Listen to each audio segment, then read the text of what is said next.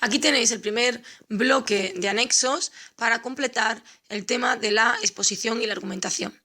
En primer lugar, vamos a empezar con el tipo de oración según la intención del hablante. Tenemos oraciones enunciativas que expresan un hecho afirmándolo o negándolo.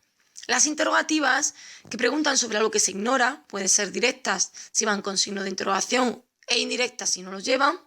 Totales si la respuesta admite sí o no. Y parciales cuando respondemos a una parte de la pregunta. En cuanto a las exclamativas, expresan sentimientos y emociones y utilizan signos de exclamación. Comunicamos una orden, un ruego o un mandato con la exhortativa. Expresamos el deseo de que se cumpla un hecho mediante las oraciones desiderativas y manifestamos dudas con las dubitativas. En los textos expositivos predominan las de carácter enunciativo. En cambio, en los textos argumentativos predominan las interrogativas y exclamativas junto con algunas enunciativas para las partes más objetivas y dubitativas o desiderativas.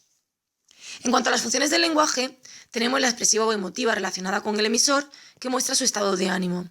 La apelativa o conativa está relacionada con el receptor, para llamar su atención.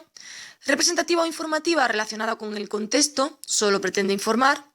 La fática relacionada con el canal, para mantenerlo abierto. La metalingüística relacionada con el código, usamos la lengua para hablar de ella misma. Y la poética o estética relacionada con el mensaje y donde lo que importa es la forma. En los textos de carácter expositivo predomina la función representativa y en ocasiones también la metalingüística. En cambio, en los textos argumentativos predomina la expresiva y apelativa, podemos encontrar la representativa en las partes más objetivas y también la poética.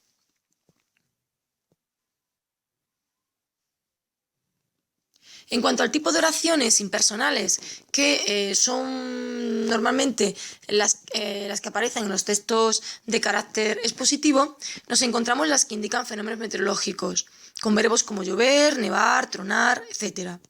Verbos saber y hacer en tercera persona, hay libros en la mesa, hace frío, hay niños en el patio, etc. Y por último, las construidas con el pronombre se. Se vive bien en España o en un bar se trabaja mucho.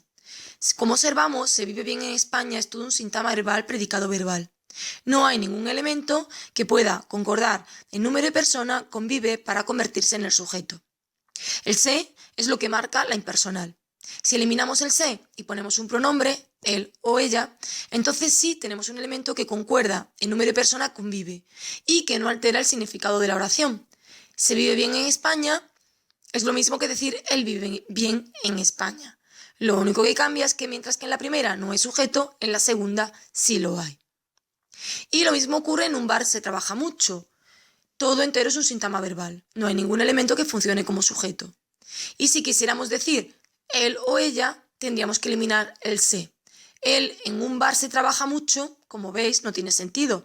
Tendríamos que quitar el se para poner en su lugar el elemento que funcionaría como sujeto.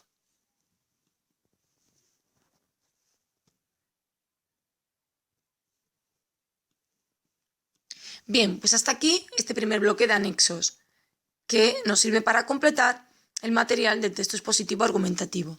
A continuación podéis ver el siguiente vídeo con los otros anexos y así daremos por terminado el material visual o auditivo para esta cuarta unidad didáctica.